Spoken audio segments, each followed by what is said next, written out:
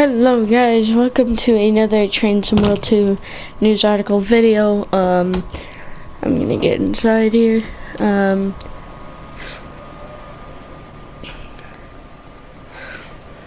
we'll be sitting maybe here. Let's see. Nope.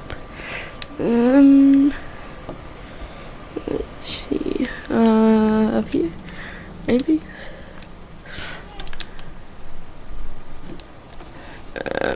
Yep, that is a lot better. Alright, is this train here?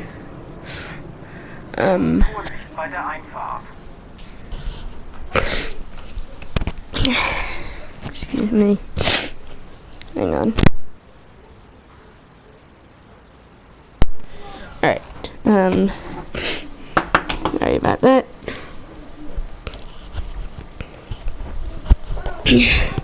Alright, so today we are looking at the new Clinchfield article. Sorry this is coming out like really late, maybe 2 days late or something, or like almost 2 days late. But anyways, I'll be displaying, hang on.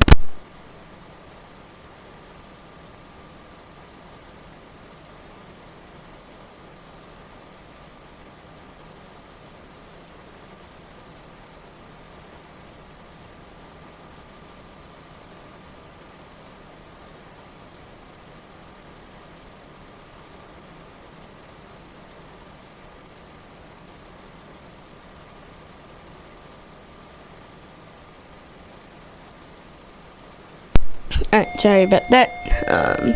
We'll let that go.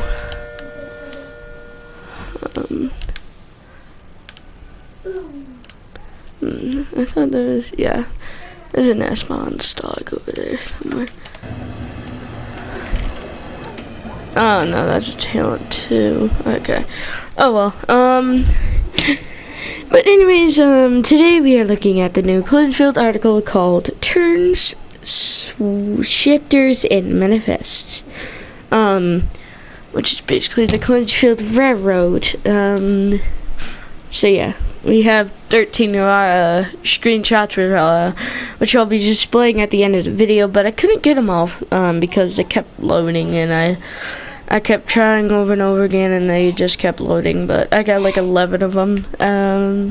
So yeah. Written by Gary Dolezal, with Train Sim World's Clinchfield route coming soon. Author Gary Dolezal, who visited the legendary Clinchfield often, shares information on its remarkable operations. Deep amid the stony cliffs, towering spurs, and remote hollows of the American Appalachians, the Clinchfield put on one of the world's most memorable shows of tough, heavy, and urgent railroading. In that extraordinary and memorable, I don't know how you say that, I think memorable or something, style of railroading is coming soon to Train Sim World 2 with the Clinchfield Railroad route. The Clinchfield was both an originator and forwarder of titanic amounts of coal, which is to say upwards of 15 to 20 million tons of black diamonds a year. So if you don't know what that means, it's like coal turns into diamonds after a few thousand years. And remarkably, as a link between the seaboard coastline on its south end and the Chesapeake in Ohio, or the C&O. At its north terminus, the Clinchfield was a steel artery for priority manifest tonnage, moving between the American Southeast and Midwest. Clinchfield's multiple roles of hauling diverse tonnage combined with the rugged and often remote territory, the railroad crossed and resulted in challenging and fascinating operations. Let's take a look at how the remarkable Clinchfield went about its business. King Coal.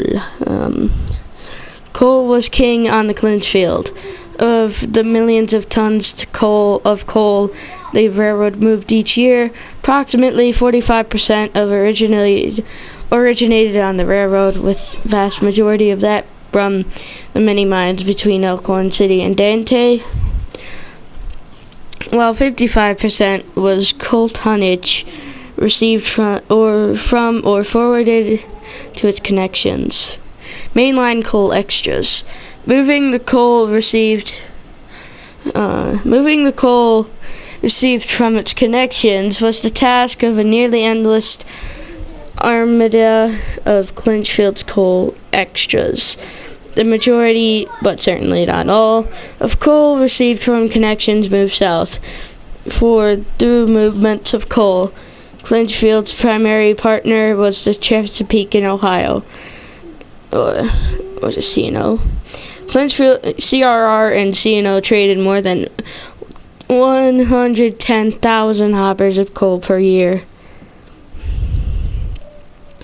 Coal tonnage coming off the C&O's busy Big Sandy subdivision arrived at Elkhorn City. There, C&O power and crews were exchanged for Clinchfield locomotives and crews, and the coal trains then proceeded south.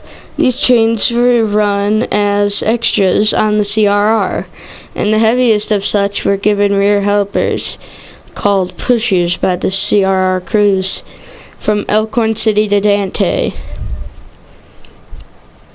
Northbound coal movements from CRR's connections were received variously from the N&W, or Norfolk and Western, at Booty Junction in St. Paul, Virginia. The Southern/Interstate at Miller Yard south of St. Paul, and Louisville and National by Norfolk and Western trackage rights to Booty. This coal was then handed off to the C&O at Elkhorn City. Turn shifters and mine runs. To collect and forward the mountains of coal that originated on the CRR each year, the Clinchfield operated a collection of trains. It's called turns, shifters, and mine runs, or in more general terms, locals. These trains tended the many mines, tipples, and loaders along the CRR's main line, and on its all-important branch lines. Indeed, mines on the north end branches produced a majority of the originating coal tonnage on the Okay, hang on. Indeed, mines on the north end branches produced a majority of the originating coal tonnage on the Clinchfield. Most of these trains and crews worked out of Dante.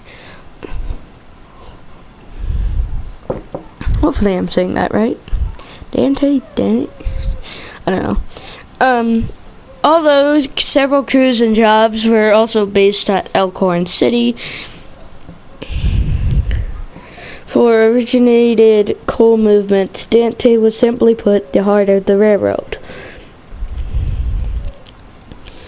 The vast majority of coal that originated on the CRR was brought to Dante, where it was weighed and sorted and made up into trains for further movement south or north. Accordingly, Dante was home to many CRR crews and hosted an active engine terminal and small but busy diesel shop. Dante was the operating base for regular Clinchfield trains, including the Greenbrier turn, which made a round trip from Dante to Greenbrier Hazy Branch. From Dante to the Greenbrier Hazy Branch to deliver empties and pick up loads from the branch's various mines. The Nora turn from Dante worked the Nora Spur, and often also handled the large modern mine on the short McClure turn. The Rex turn worked from Dante and handled the numerous mines located along the CRR mainline, usually working as far north as Splash Dam. And what was surely the toughest job on the railroad was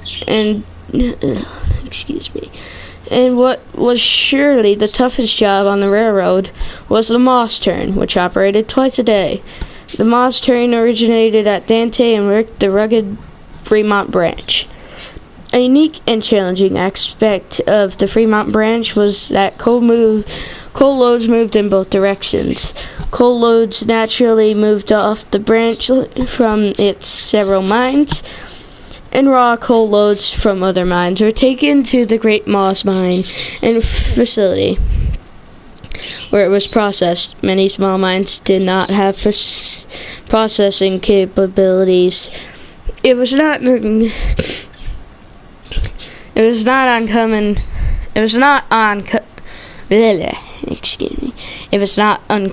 for the heavy tonnage on the Fremont branch to demand 5 units and pushers. As you see in some of the screenshots. So I think that's what the 5 units are for, and maybe some pushers. You'll see in my live stream when we get a release date. Filling out the coal gathering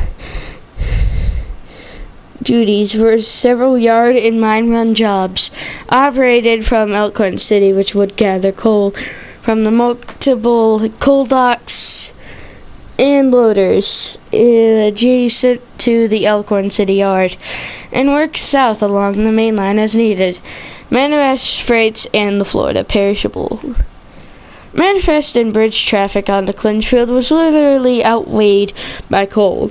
Manifest traffic per year accounted for about 6 million tons, but due to the much higher freight rates applied to such traffic as compared to bulk coal, manifest tonnage accounted for nearly half of CRR's revenues. Thus, it was considered the railroad's priority tonnage. Manifest. Clinchfield's manifest freights moved in each direction between the seaboard coastline at Spartanburg, South Carolina, and the C&O at Elkhorn City, Virginia. Over the years, the number of manifest freights operated varied due to the economy and the amount of tonnage to be moved. Typical for the late 70s for the southbound priority trains 92 and 94 plus a less urgent train 26. The northbound manifest included train 93/193, 95, and 97. The later of which was the hottest train on the railroad. The Florida perishable. Train number 97, northbound, formerly the Florida perishable, in Clinchfield's timetables and loaded with Florida citrus products, was received daily from the seaboard coastline and hustled north by the CRR to be turned over to the C&O at Elkhorn City. The C&O then ushered the train on to Detroit, Michigan for distribution of the products through the Midwest. For a railroad with roots in the coal hollows of the Appalachia, the manifest and the Florida perishable in particular gave the Clinchfields reason to proudly call itself the quick service short route. The Transformal to Clinchfield route, and featuring the Clinchfield main line from Dante to Elkhorn, along with the Fremont, Greenbrier, McClure, and Northern branch lines and spurs. The upcoming Transformal to Clinchfield route promises all the variety and challenges of the legendary railroad. Accompanying the EMD F7 and B and the SD40 locomotives. which is an earlier version than the one on Sandpatch Grade. That's a Dash 2. It has like more modern, what's it called? More modern technology. Locomotives will be 80 and 100-ton coal hoppers. Accompanying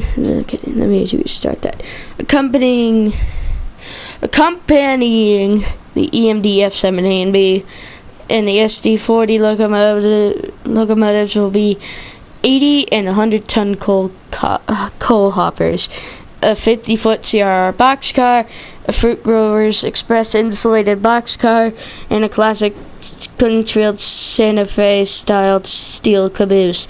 And the action will be brought to life in a selection of scenarios, plus a remarkable collection of approximately 50 timetable services. Gary Dozel. Exactly 48 timetable services. And you just don't drive straight forward with your eyes closed. There's actually a lot of stuff to do in that route. You have to pay attention to the speed, and you got to do a lot of switching and the turns and the locals, like the Nora turn, etc. Deep amid the towering spires and remote hollows of the American Appalachians, Clinchfield put on one of the world's most remarkable shows of tough, heavy, and urgent railroading. And that extraordinary and memorable style of railroading is coming soon to Transvaal 2 with the Clinchfield Railroad route.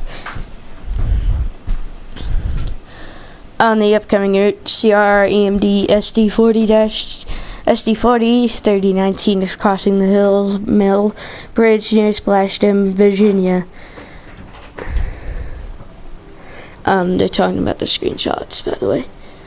And the screenshots are by Gary Dozel. On a snow-dressed morn in the Appalachians, the engineer of Clinchfield Railroad F7A 815 has a captivating view from the covered wagon's cab. As the southbound coal extra departs Elkhorn City above, and moments later the scene is unforgettable as the train crosses Pool Point Trestle below. Note screenshots despite content while in development.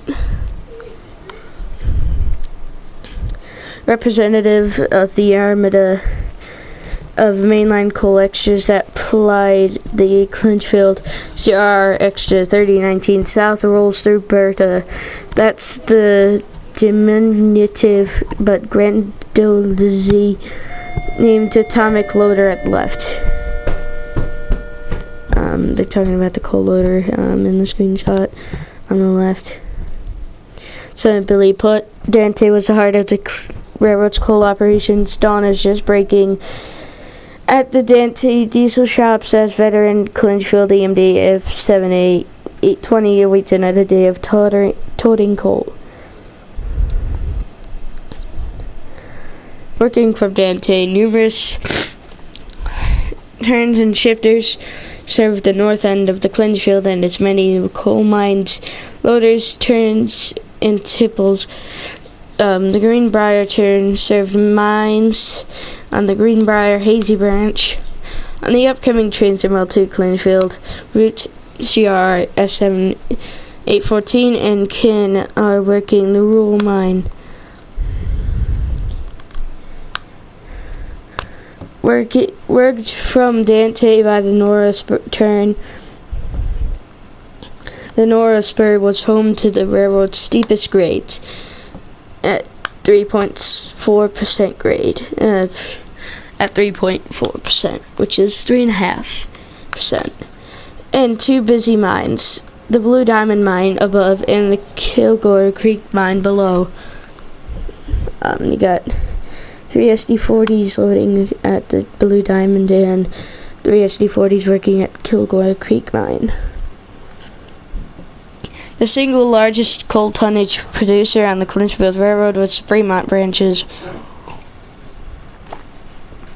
Moss No. 1, which provided tonnage as a mine and also produced and also processed tons of raw coal for other nearby mines. The Moss Turn, which operated twice a day, often required 5 diesels up front and pushers to handle the heavy tonnage and tough grades of the remote branch. Elkhorn City was the northern terminus of the Clinchfield interchange joint with the C&O Big Sandy subdivision and home to numerous coal docks and loaders. Adjacent to the yard, a truck is preparing to dump coal into the Sadie dock as Clinchfield Railroad SD40 3013 it rests nearby. A Clinchfield southbound manifest has completed its crew change at Elkhorn City, and it's starting its pull with a classic ABBA set of EMD F7s as power. The upcoming train to Mill 2 Clinchfield route will include a CRR 50-foot boxcar and FGE insulated boxcar. Accompanying the train to Clinchfield route will be the CRR's much admired Santa Fe styled steel cupola caboose above, which features a full and authentic interior below. On cold winter days, that stove was a welcome friend for the conductor and rear brakeman. Tonnage always on the move. The extraordinary and challenging and memorable railroad of the American Appalachians is coming soon to train somewhere too with the Clinchfield Railroad routes. Okay, so that's it for the article. What I think the Clinchfield will offer us in the future is maybe like they'll bring the GP7 into the game like they did. Ooh, what is this? That's nice. But anyways, for future DLCs for this route, I think are gonna be the GE-7 and maybe the GEC30-7, which is a -7, which was a very famous train, along with its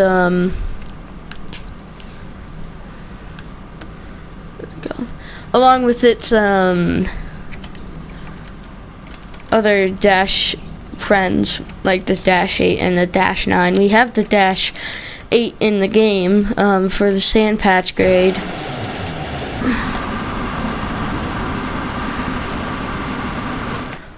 So yeah, we do have the C40-8W and CSXY into livery, but of course it also has livery designers, so you can do YN3B and Ryan3 if you want.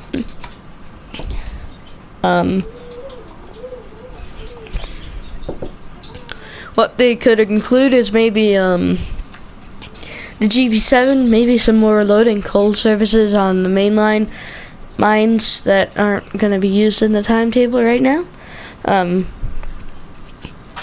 maybe the GE-7 could include the GP7 can also include like switching maybe, but I don't know if there was switching on the route, but maybe, I don't know. But yeah, like I said, the Clinchfield is not, it doesn't have a release date yet, so I think next article there will be a release date. Like, come on, we still have no release date, and it's been like 2 months or something like that since we first started looking at the route. Of course, the first article had like real life pictures and the drawing of Tom Connell. That drawing though is amazing. Like, it's spot on. Maybe. Oh, hello. Cars. But yeah, like I said, maybe the GE-7 could like have mainline coal operations. But yeah. And maybe once steam comes, we could get the Class C3 Challengers also known as the UP Challenger Copycats. I do not want to go down there. Oh, yeah.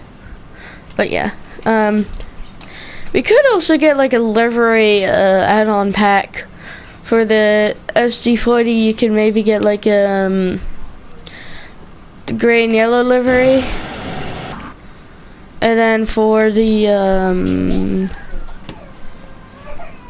for the F7 you could get like a black livery.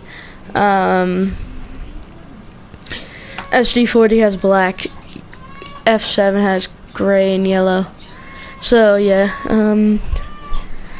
but we'll be waiting till the next station, and while we're waiting, I could talk about a few things. Hang on.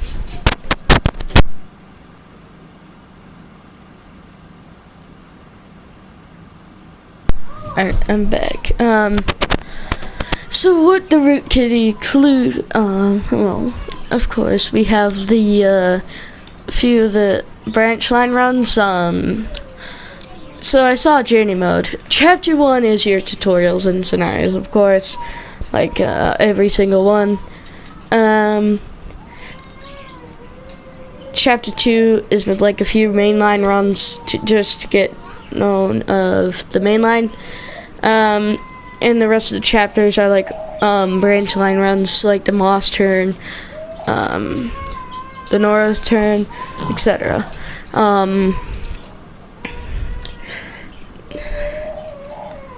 So don't mind any background noises. So motive power, so it can. We obviously know there's an F7, A and B, and SD40 as engines for the route, and we got 3 and 4 bay hoppers, and a refrigerator car, and a 50-foot box car, which are all new. They're not the CSX ones. And then we got a caboose, so yeah. I don't know what the GP7 and the Dash 7 could bring for cars and stuff. I think I don't know if the GP7 included a black livery. I don't think Dash 7 included gray livery either. But if you could, also, there could be Amtrak in New Jersey Transit coming to Janesville too, but that is just my opinion. They're also being included in Rail Fan Fest 2021, which is April 10th and 11th.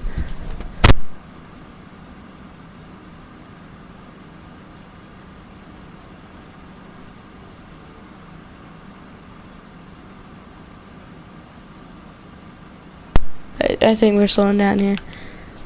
Yeah, we are slowing down here.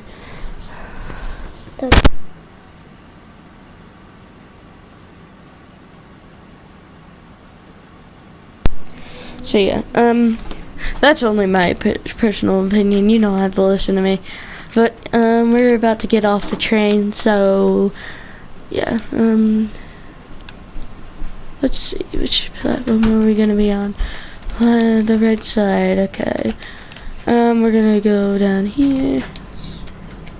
Alright, let's get ready.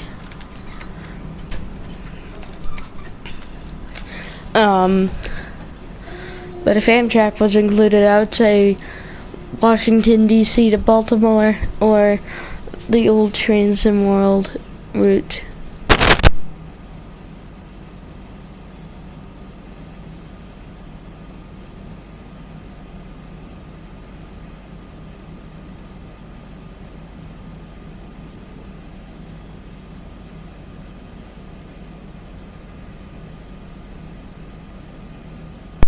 And we're gonna get off.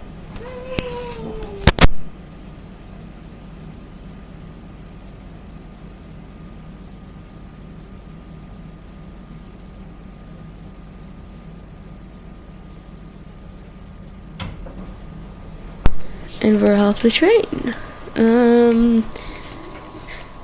So yeah, I hope you guys enjoyed this video. If you did, leave a like and subscribe and turn on post notifications to be notified when I post in the future. And I will see you guys in the next video. See you later, guys. Bye.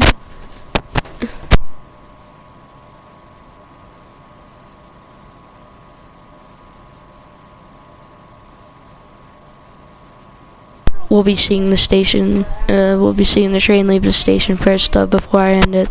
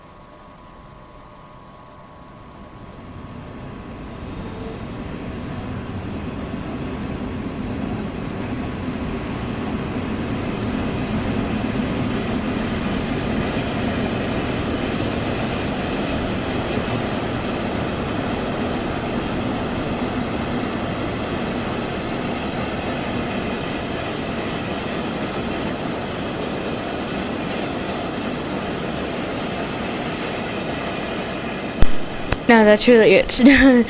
Alright, see you guys in the next one. Bye! And also screenshots are going to be displayed now.